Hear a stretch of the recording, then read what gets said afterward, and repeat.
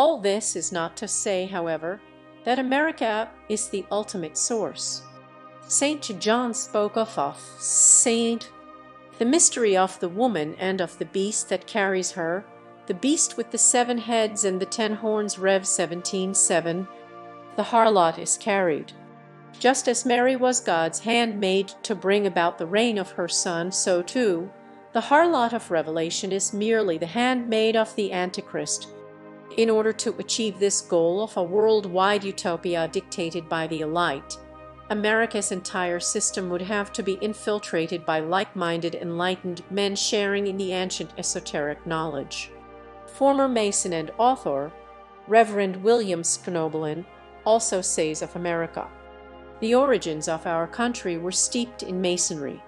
Reverend William Schnobelin, The New Atlantis, Secret Mysteries of America's Beginnings video interview. He, among others, asks the question why, if America is founded on Christianity, does its capital city's architecture, statues, national monuments, etc. contain no Christian imagery and are in fact pagan in origin? The answer is that America was founded in part by the Freemasons who designed Washington, D.C. based on their pagan and occult beliefs. The capital city is actually rife with Masonic symbolism, from the way the streets were aligned to its general architecture. The whole architecture is laid out in a occult manner with Masonic symbology. Every major building in Washington, D.C. has a Masonic plaque on it. Dr. Stanley Monteith, Ibid. For example, David Ovasson reveals in his book, The Secret Architecture of Our Nation's Capital, cornerstone of the occult ceremonies that surrounded the laying of the cornerstone in Washington, D.C. in 1793. Then President George Washington wore the Masonic apron during the ceremony 200 years later. In a commemoration ceremony, the Masonic symbol of a square and compass can clearly be seen engraved upon the cornerstone of the nation.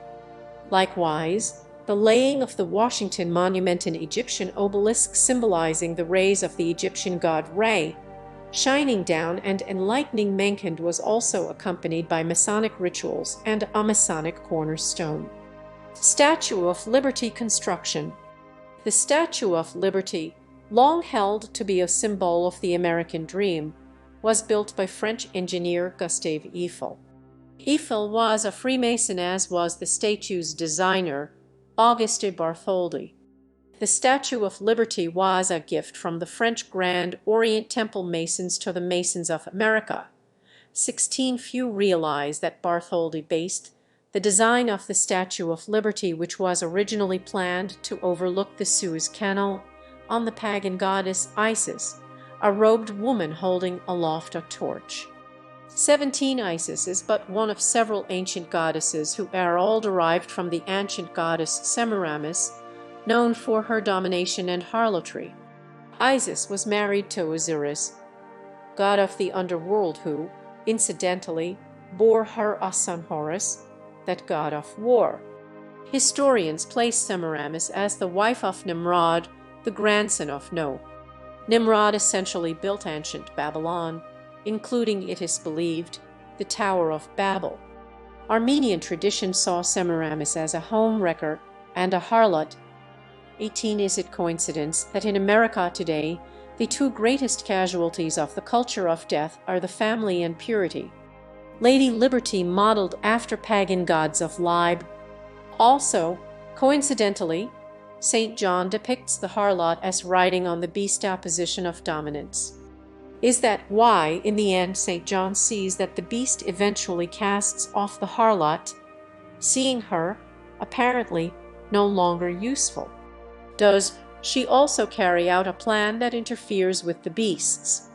Indeed, the Christian foundations of America have continually competed with the internal interests of Freemasons, which are opposed to one another.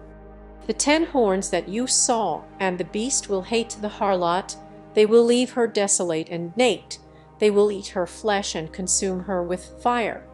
For God has put it into their minds to carry out his purpose and to make them come to an agreement to give their kingdom to the beast until the words of God are accomplished. Rev 5:16, P. 17. The harlot is both beautiful and yet unfaithful. She is adorned in virtue and yet holds a gold cup that was filled with the abominable and sordid deeds of her harlotry. She is a woman torn between her ability to bring goodness or to bring evil to the nations, a true light or a false light,